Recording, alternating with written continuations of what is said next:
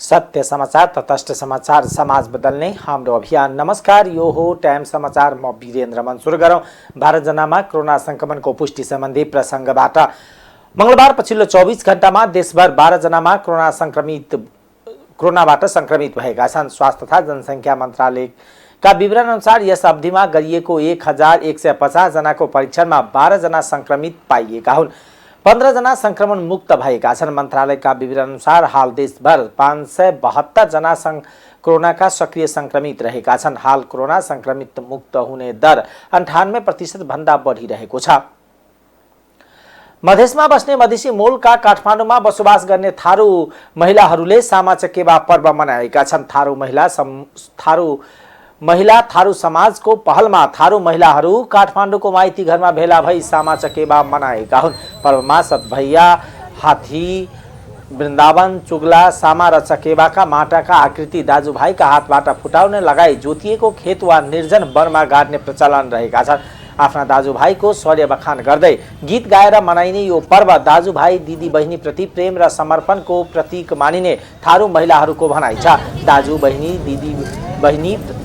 दिदी बहिनी प्रति यस्तो प्रेम दर्शाउने यो पर्व करिब 5.5 हजार वर्ष पहिला द्वापर युगबाट सुरु भएको संस्कृतविद्हरूले जनाएका छन्। द्वापर युगमा श्रीकृष्णकी छोरी सामाले चक्रधर चकेबासँग प्रेम सम्बन्ध राखेको कुरालाई कुरौटो चुगलाले कृष्णलाई भन्दा छोरी स्वच्छन्द प्रवृत्तिकी बहिनी भन्ने रिसमा दुवै सामा र चकेबालाई चरा हुन श्राप दिएको पौराणिक कथा प्रसंग रहेको छ। दाजुभाइ दिदी बहिनी प्रति यस्तो प्रेम दर्शाउने यो पर्व करिब 5.5 हजार वर्ष पहिला द्वापर युगबाट सुरु भएको संस्कृतविद्हरूले जनाएका छन्।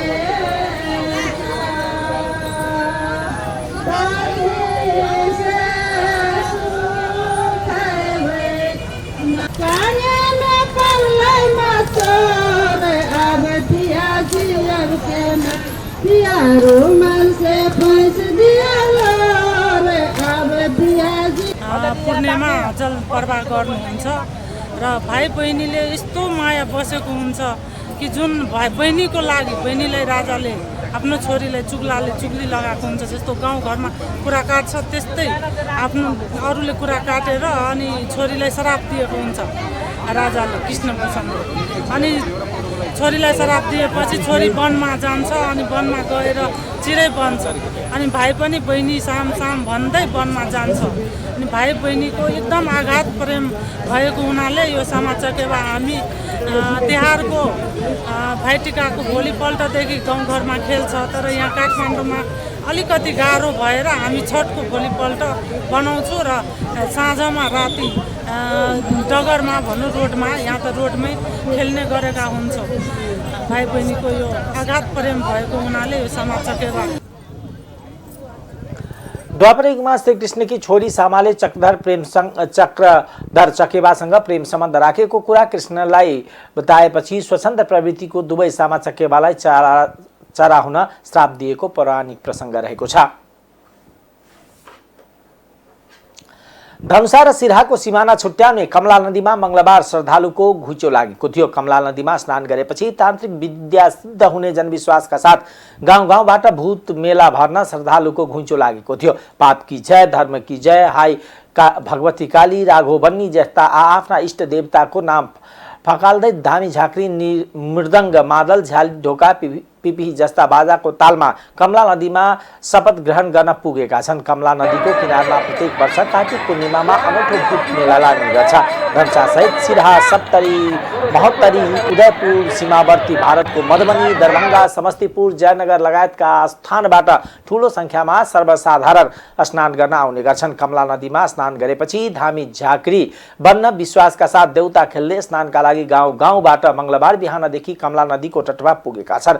नदीमा स्नान गरिएका कमलेश्वरी देवीले तान्त्रिक विद्याको वर दिने तथा योग पाको हुने जनविश्वासले स्नान गर्ने संख्या बढ्दै गएको गणेशमान चारनाथ नगरपालिका गोदारका भोला शाहले बताउनुभयो। भूत मेलामा स्नान गरेपछि घर आउने बेलामा भक्तजनले कमला नदी र गंगा सागरको शुद्ध पानी आफ्नो घर लैजाने गर्छन्। जयनगर जनकपुर धाम कुर्था रेलवे सेवा आज र भोलि अतिरिक्त समयमा पनि सञ्चालन भएको छ। कार्तिक पूर्णिमाको अवसरमा कमला नदीमा नुहाउन आउने तीर्थालुले सुविधालाई मध्यनजर गर्दै नेपाल रेलवे कम्पनीले कार्तिक 22 र 23 गते अतिरिक्त समयमा पनि रेल सञ्चालन गरेको छ। कार्तिक पूर्णिमामा कमला नदीमा स्नान गर्न ठूलो संख्यामा नेपाल र भारतबाट तीर्थालु आउने गरेका छन्। कम्पनीका महाप्रबन्धक निरञ्जन झाले जति बेला यात्रु आउँछन् त्यति बेला नै रेल चलाइहाल्छौँ। यात्रुको सुविधाकै लागि हामीले यस्तो निर्णय लिएका छौँ। जयनगर र महोत्तरीको बर्दिवाससम्म 70 किलोमिटर निर्माणाधीन रेलमार्गमध्ये जयनगर कुर्था अन्तर्गतको 35 किलोमिटरमा 20 चैत 2078 देखि नियमित रेल सेवा सञ्चालन हुँदै आएका छन्। रेल सञ्चालन भएसँगै यहाँ धार्मिक पर्यटक बढ्ने र स्थानीय उत्पादन निर्यात बढाउन सकिने स्थानीयको विश्वास छ। रेलमार्ग अन्तर्गत कुर्था, परबाहा, बैदेही, महेनाथपुर, खजुरी, इनरवा र जयनगरमा रेलवे स्टेसन छन्। रेल सञ्चालनका लागि हाल 26 भारतीय र 59 नेपाली कर्मचारी कार्यरत छन्। धनुषा क्षेत्र नम्बर 4 बाट प्रतिनिधि सभाका उम्मेद्वार कृष्ण कुमार महतोलाई जनता समाजवादी पार्टी जसपाका उम्मेद्वार महाजन यादवले जितको शुभकामना दिनुभएको छ। घर दैलोको क्रममा लक्ष्मीनिया गाउँपालिका 1 स्थित सोहनीमा जम्का भेट भएका महतोलाई यादवले माला लगाएर स्वागत गर्दै जितका लागि शुभकामना दिएका हुन्। देशलाई सक्रिय र पढे लेखेका युवाको जरुरी रहेको भन्दै यादवले महतोलाई जोरदार रूपमा अघि बढ्न सल्लाह पनि दिनुभयो। कृष्णले जितका लागि महाजनलाई ढोगेर आशीर्वाद लिएका थिए। हास्य कलाकारको परिचय बनाएका कृष्णले धनुषा क्षेत्र नम्बर 4 बाट प्रतिनिधि सभामा स्वतन्त्र उम्मेदवारी दिएका छन्। दलका नेताहरूले जनतालाई ठगेको र उनीहरूलाई पत्याउने अवस्था नरहेकोले आफ्नो जित सुनिश्चित रहेको कृष्णको दाबी छ।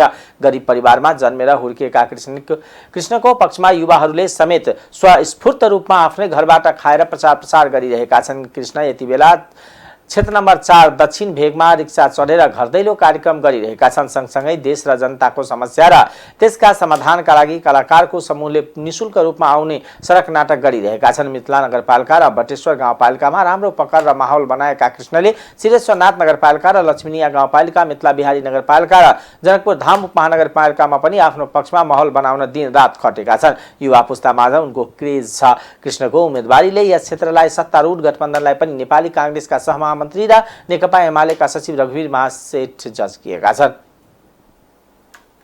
आगामी मङ्सिर 4 गते हुने प्रतिनिधि सभा र प्रदेश सभा निर्वाचनमा झण्डै 5 लाख नागरिक मताधिकारबाट वञ्चित हुने भएका छन्। राजनीतिक दलहरूको दाउपेचले अल्पत्र परेको नागरिकता विधेयक टुङ्गोमा पुग्न नसक्दा 5 लाख बढी नागरिक नागरिकता विहीन भएका हो।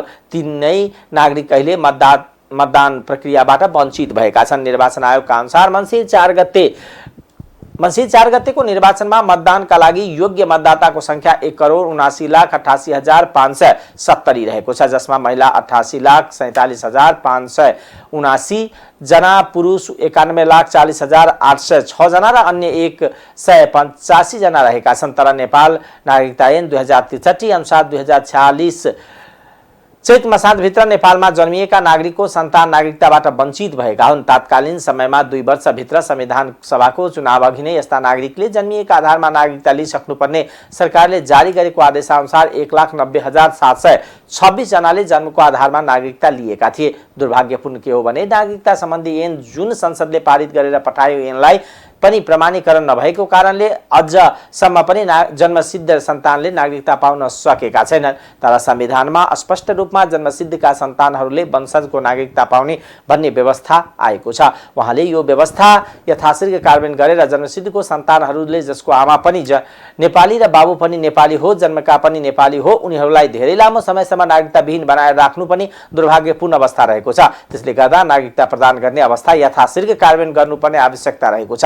जन्मसिद्ध नागरिकता पाएका सन्तानबाट जन्मेका बाहेक अन्य विभिन्न कारणले नागरिकता प्राप्त गर्न नसकेका नागरिकको तथ्याङ्क भने बढी छ।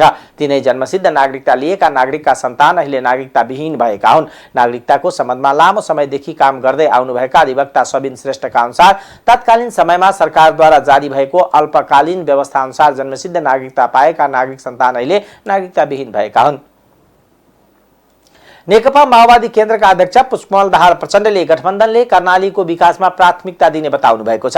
सत्तारूढ गठबन्धनको सभालाई सम्बोधन गर्न मंगलबार जुम्ला पुग्नुभएका अध्यक्ष प्रचण्डले मङ्सिर 4 गतेको चुनावमा गठबन्धनको जित सुनिश्चित भएको दावी गर्दै अबको विकास कर्णाली र सुदूरपश्चिम हुने बताउनुभयो। उहाँले सिन्जा सभ्यता नेपालको गौरव सभ्यता भएकोले सरकारले सिन्जा सम्बन्धी प्रतिष्ठान बनाएर अगाडि बढ्नुपर्नेमा जोड दिनुभयो। सम्बोधनकै क्रममा अध्यक्ष प्रचण्डले अहिले गठबन्धन देशलाई अन्ध्यारोबाट बचाउन आवश्यक रहेको जिकिर गर्नुभयो। एमाले अध्यक्ष केपी शर्मा ओलीले 2/3 सरकार बचाउन नसकेको र पार्टी विभाजन गर्ने काम गरेकोले एमालेलाई नागरिकसँग मत माग्न सक्ने अधिकार नभएको दावी गर्नुभयो। अध्यक्ष प्रचण्डले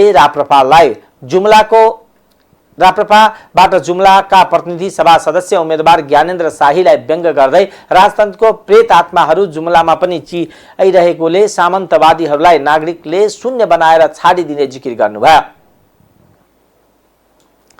नेपाली कांग्रेसका महामन्त्री गगन कुमार थापाले पार्टीमा नेतृत्व परिवर्तनका लागि आफूलाई संसदमा निर्वाचित गरेर पठाउनु पर्ने बताउनु भएको छ। आफू संसद भए मात्र कांग्रेसभित्र संसदीय दलको निर्वाचनमा प्रतिस्पर्धा हुने र सरकारको नेतृत्व परिवर्तन सम्भव हुने उहाँको दावी थियो।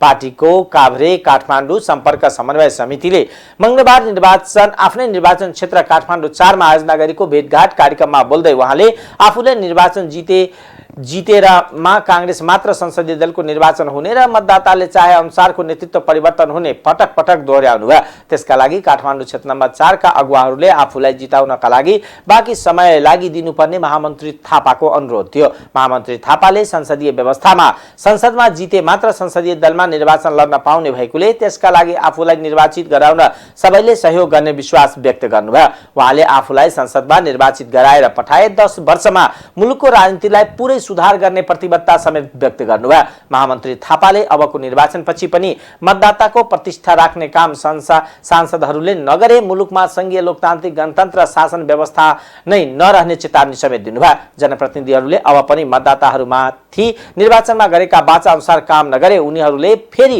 निर्वाचन लड्न नपाउने पनि उहाँले बताउनुभयो। थाहा पाउँदै पनि गलत हो तर मेरो लागि फाइदाजनक छ भनेर त्यसको पक्षमा उभिएको भए तत्कालको फाइदा हुन्थ्यो होला, तर यो प्रणाली बाँकी रहन्थ्यो अनि यो यात्रा फेरि अगाडि बढाउन सकिन्नथ्यो। त्यसैले एउटा परिस्थितिले नेपालमा मुख्य राजनीतिक पार्टीहरू कांग्रेस, एकीकृत समाजवादी, माओवादी पार्टीले एक ठाउँमा ल्याएको छ। कसैको रहरले होइन, परिस्थितिले ल्याएको छ। हामी एक ठाउँ उभिएको हुनाले गर्दा संसद जोगियो, हामी एक ठाउँ उभिएको हुनाले गर्दा संविधान ट्र्याकमा आयो, हामी एक ठाउँ उभिएको हुनाले गर्दा निर्वाचन भयो, हामी एक ठाउँ उभिएको हुनाले गर्दा अहिले सङ्घको निर्वाचन हुँदैछ। यहाँसम्मको यात्रा तय भयो। तर हामी एक ठाउँ उभिएको हुनाले गर्दा अब हामी चुनाव जित्दैछौँ, यहाँसम्म पनि ठिक छ। तर अब हामीले आफूलाई प्रश्न गर्नुपर्ने छ। यहाँसम्म सबै प्रश्नको उत्तर छ। हामी एक ठाउँ उभिएको हुनाले चुनाव जित्यौँ, हामी चुनाव जितेको हुनाले गर्दा के भयो त? हामी चुनाव जितेको हुनाले गर्दा फलाना सांसद भयो, फलाना मन्त्री भयो, फलाना प्रधानमन्त्री भयो, त्यो हाम्रो विषय हो। नागरिकलाई के भयो? देशले के पायो? जनताले के पायो? 5 वर्ष खेर गएको छ, अर्को खेर फाल्ने सुविधा हामीसँग छैन। म त पार्टीको नेताहरूलाई, साथीहरूलाई पटक एउटै कुरा भनिरहेको छु, निर्वाचन पछाडिको चुनौती सुरु हुँदैछ। अब निर्वाचन भन्दा पनि महत्त्वपूर्ण कुरा निर्वाचन पछाडि। निर्वाचन छ, भोट हाल्ने कुरा छ, चुनाव जितिन्छ, आफ्नो ठाउँमा छ। तर आम नागरिकहरूमा ठुलो एउटा निराशा छ। त्यो निराशा किन छ भने यत्रो ठुलो परिवर्तन भयो, यत्रो वर्ष हामीले कुर्यौँ, यति धेरै कुराहरू भयो, एउटा संविधान सभा कुर्यौँ, अर्को संविधान सभा कुर्यौँ, बहुमतको सरकार कुर्यौँ, स्थिर सरकार कुर्यौँ, स्थानीय चुनाव कुर्यौँ, तर सबै कुराहरू कुर्दै गर्दा पनि सामान्य परिवर्तन बदलाव भयो। तर हामीसँग गरेको बाचाहरू खोइ के हो? अब हामी अर्कोसँग मिल्छौँ, योसँग मिल्छौँ, सरकार बनाउँछौँ। हामी पनि जोस, चाहे त्यो कांग्रेस होस्, चाहे त्यो थुप्रै मतदाताहरू म के पाउँछु अहिले भने ठुलो राजनीतिक परिवर्तनको अपेक्षा गरेर राख्नु भएको। क्षेत्र नम्बर 4 बाट तपाईले चुनाव लड्ने मान्छे जिताएर पठाइदिनु भयो भने बल्ल चुनाव हुन्छ, नभए त्यहाँ पनि। अनि देशमा ठुलो परिवर्तन सबलाई चाहिएको छ। त्यो परिवर्तनको राजनीतिक नेतृत्व परिवर्तन गर्ने ठाउँ भनेको कि पार्टीको महाधिवेशन हो कि त्यसपछि त्यही संसदीय दल हो जहाँ गएर प्रतिस्पर्धा गर्ने हो। त्यो प्रतिस्पर्धै भएन भने चाहिँ परिणाम कहाँबाट आउने हो? अनि त्यो आफ्नो दलभित्र गएर संसदीय दलमा गएर निर्वाचन लड्छ, अनि त्यहाँ निर्वाचित भयो भने बल्ल दाबी प्रस्तुत गर्न पाउँछ। महामन्त्री थापाले नागरिकमा निराशा छाएको भन्दै उनीहरूलाई आशा जगाउने गरी काम गर्न नसकिए आक्रोश छाउने र मुलुक बर्बाद हुने बताउनुभयो। अख्तियार दुरुपयोग अनुसन्धान आयोगले विशेष अदालतबाट सफाई पाएका 124 मुद्दा विरुद्ध सर्वोच्च अदालतमा पुनरावेदन दिएको छ। मंगलबार काठमाडौँमा पत्रकार सम्मेलन गर्दै अख्तियारले विशेष अदालतबाट भएको फैसलामा चित्त नबुझी 251 प्रतिवादीका 124 मुद्दा विरुद्ध सर्वोच्चमा पुनरावेदन दिएको जनाएको हो। पुनरावेदन दिएका मुद्दामा कुल बिगोको रकम 42 करोड 16 लाख 26,462 रहेको अख्तियारका प्रवक्ता श्याम प्रसाद भण्डारीले जानकारी दिनुभयो। चालू आर्थिक वर्षमा 163 वटा फैसला प्राप्त गरेको र त्यसमाथि अधिकांशको सर्वोच्चमा पुनरावेदन दिएको भण्डारीले बताउनुभयो।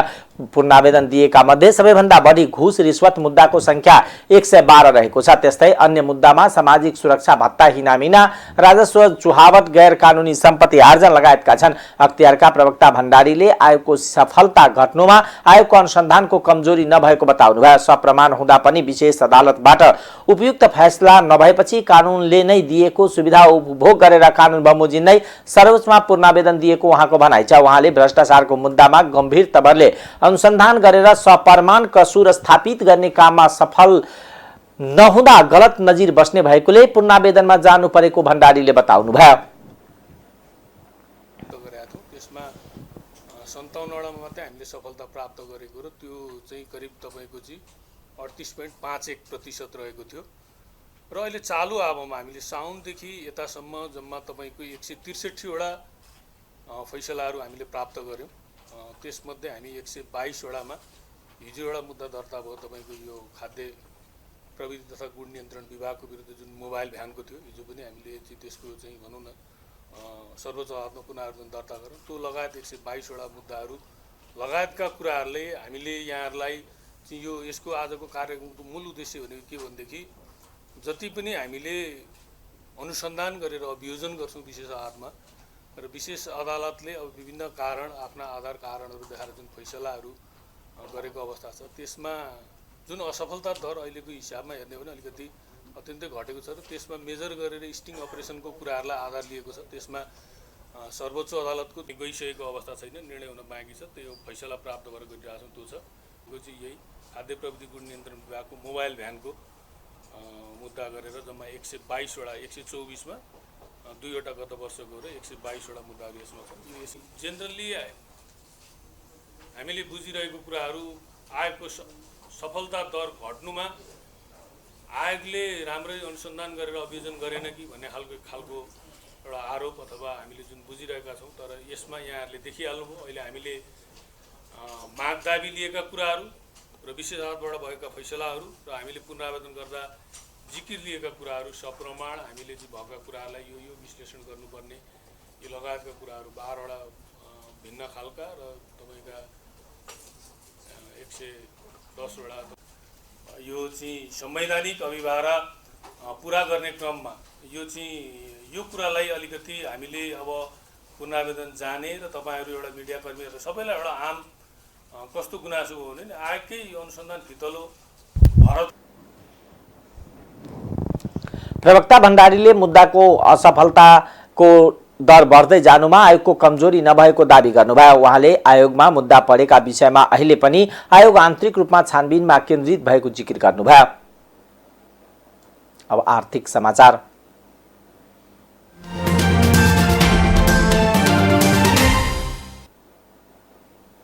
कोरोना लगायतका विभिन्न समस्याका कारण थलिएका यातायात व्यवसायीहरूले ऋणको ब्याज दर 1 अंकमा झार्न माग गरेका छन्। नेपाली यातायात व्यवसायी राष्ट्रिय महासंघ, नेपाल ट्रक यातायात व्यवसायी महासंघ र ध्वनि व्यवसायी महासंघले संयुक्त प्रेस विज्ञप्ति जारी गर्दै चालू पुँजी कर्जा माग निर्देशन 2079 संशोधन गर्नुपर्ने माग पनि अघि सारेका छन्। विश्वव्यापी रूपमा फैलिएको कोभिड महामारीका असर विभिन्न व्यवसायमा देखिएको भन्दै 3 वटा महासंघद्वारा जारी विज्ञप्तिमा अगाडि भनिएको छ। यही सेरोफेरोमा नेपालको व्यापार व्यवसायमा देखिएको मन्दीसँगै नेपाली व्यापार र व्यवसाय हालसम्म पनि थाला थला परी तरलता अभावको समस्या खेप्नु परिरहेको वर्तमान अवस्थामा वाणिज्य बैंक तथा वित्तीय संस्थाहरूबाट 81 गरिएको कर्जाको ब्याज दरमा वृद्धिका साथै चालु पूँजी कर्जा मार्गदर्शन 2079 मा गरिएको व्यवस्थाप्रति आफूहरूको गम्भीर ध्यानाकर्षण भएको छ।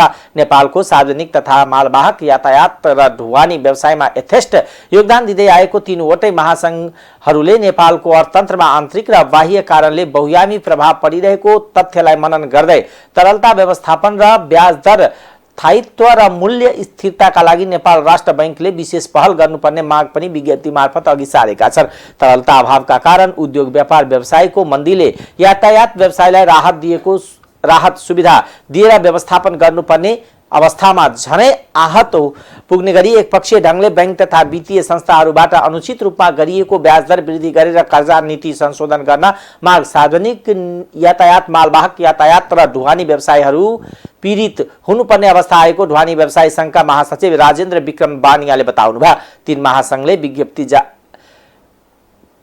तीन महासंघको विज्ञप्तिमा अगाडि भनिएको छ, अस्वाभाविक रूपमा गरिएको ब्याज दर वृद्धिसँगै संशोधित कर्जा नीतिलाई संशोधन गरी एकल बिन्दुमा ब्याज दर कायम गर्नका लागि अर्थ मन्त्रालय, नेपाल राष्ट्र बैंक लगायतका सम्बद्ध सबै बैंक तथा वित्तीय संस्थालाई आग्रह गर्दै निजी क्षेत्रले गर्दै आएको विरोधका कार्यक्रममा एकबद्धता जनाउन र देश व्यापारमा चरणबद्ध आन्दोलनका रूपमा काम गर्दै जाने बाध्य हुने जानकारी गराउँदछ। अब अन्तर्राष्ट्रिय समाचार।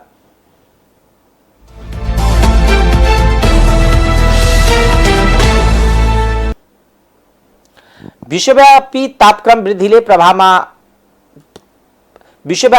वृद्धिको प्रभावबाट पीडित उपसहारा अफ्रिका र दक्षिण रसियाका साना किसानले 1.4 अर्ब अमेरिकी डलरको परोपकारी प्रोत्साहन पाउने भएका छन्। बिल एन्ड मेलिन्डा गेट्स फाउन्डेसनले 4 वर्षमा वितरण गर्ने अनुदान क्षेत्रीय प्रवर्धनका लागि छुट्याइएको छ। यसले खडेरी, गर्मीका लहर र अत्याधिक गर्मीका सामना गर्न सहयोग गर्नेछ। इजिप्टको शर्म अल शेखमा कोप 27 जलवायु शिखर सम्मेलनमा जलवायु परिवर्तनबाट बढ्दो प्रभावलाई अनुकूलन गर्न यो घोषणा सार्वजनिक गरिएको समाचार संस्था एपीएफले जनाएको छ। अफ्रिकामा ठूलो खडेरीका कारण लाखौं मानिस भोकमरीको चपेटामा परेका छन्। पाकिस्तानमा आएको भीषण बाढीले खेतीयोग्य जमिन डुबाएको छ र पूर्वाधार नष्ट भएको छ, जस कारणले 30 अर्ब डलर भन्दा बढीको क्षति भएको विश्व बैंकले जनाएको छ। इजिप्टमा भइरहेको सम्मेलनमा 120 भन्दा धेरै विश्व नेताहरूले जलवायु परिवर्तनबाट पर्ने विश्वव्यापी असरका सम्बन्धमा चाल्नुपर्ने कदमबारे 2 हप्तासम्म विभिन्न छलफल र वार्तालाई निरन्तरता दिनेछन्। अमेरिकामा मध्यावधि चुनाव हुँदैछ। अमेरिकामा राष्ट्रपति चुनावको 2 वर्षपछि हुने चुनावलाई मध्यावधि अर्थात् मध्यान्तर चुनाव भन्ने गरिएको छ। यो चुनावमा तल्लो सदनबाट सबै 435 र माथिल्लो सदन सिनेटका 100 मध्ये 35 ठाउँमा चुनाव हुन लागेको छ। राष्ट्रपतिको कार्यकाल र तथा लोकप्रियता मापनको माध्यम यो चुनावलाई अमेरिकी नागरिकले निकै महत्त्वका साथ लिएका छन्। अमेरिकी राष्ट्रपति जो बाइडेन र पूर्व राष्ट्रपति बराक ओबामा चुनावी अभियानमा हुनुहुन्छ। साथै पूर्व राष्ट्रपति डोनाल्ड ट्रम्प पनि रिपब्लिकन उम्मेदवारलाई जिताउनका लागि पर्नु भएको बीबीसीले जनाएको छ। अहिलेको अलास्का, इन्डियाना, केन्टुकी, लुजियाना र ओक्लाहोमा, साउथ कैरोलिना सहितका 14 वटा राज्यमा रिपब्लिकन पार्टीको वर्चस्व छ। क्यालिफोर्निया, इलिनोई, मेरील्यान्ड, न्युयोर्क लगायतका 8 वटा राज्यमा डेमोक्रेटिक पार्टीको पकड छ। राष्ट्रपति जो बाइडेनले प्रजातन्त्र जोगाउन र आह्वानसहित चुनावमा भाग लिन अनुरोध गर्नुभएको छ। अब खेलकुद समाचार।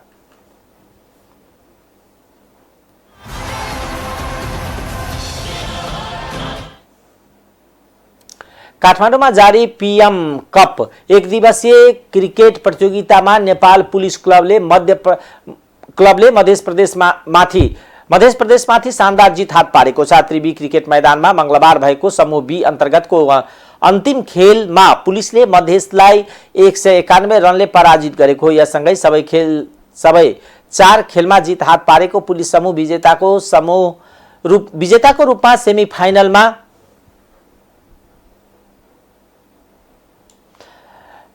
मंगलबारको खेलमा 274 रनको लक्ष्य पछ्याएको मधेस 29 ओभर 3 बलमा अल आउट हुँदै 82 रनमा सीमित भयो। मधेसका लागि आदिल आलमले सर्वाधिक 42 रन जोडे। मधेसलाई सस्तैमा समेट्न कुशल भुर्तेलले सर्वाधिक 5 विकेट लिँदा करण केसीले 3 तथा राशिद खानले 2 विकेट हात पारे। यसअघि टस जितेर पहिलो ब्याटिङ गरेको पुलिसले 49 ओभर 1 बलमा अल आउट हुँदै 273 रनको योगफल तयार पार्यो। पुलिसका लागि आरिफ शेखले सर्वाधिक 73 रन जोड्दा अमित श्रेष्ठले 65 तथा कप्तान दिपेन्द्र सिंह एरीले 51 रन योगदान गरे। मधेसका लागि राजेश यादव र रूपेश सिंहले समान 3-3 विकेट लिए। शहीद स्मारक ए डिभिजन लिग फुटबल पुस 26 गतेदेखि सुरु हुने भएको छ। अखिल नेपाल फुटबल संघ एन्फाले डबल लिगका आधारमा ए डिभिजन लिग आउँदो पुस 26 गतेदेखि जेठ 20 गतेसम्म हुने जनाएको छ।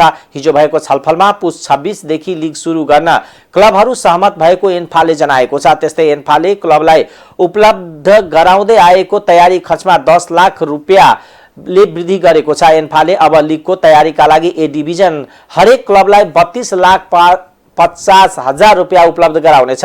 क्लबको तयारी खर्च बढाएर पनि पुरस्कार रकम यथावत छ। लिगको विजेताले 75 लाख, दोस्रो हुने टोलीले 50 लाख र तेस्रो हुने टोलीले 25 लाख रुपियाँ पाउनेछन्।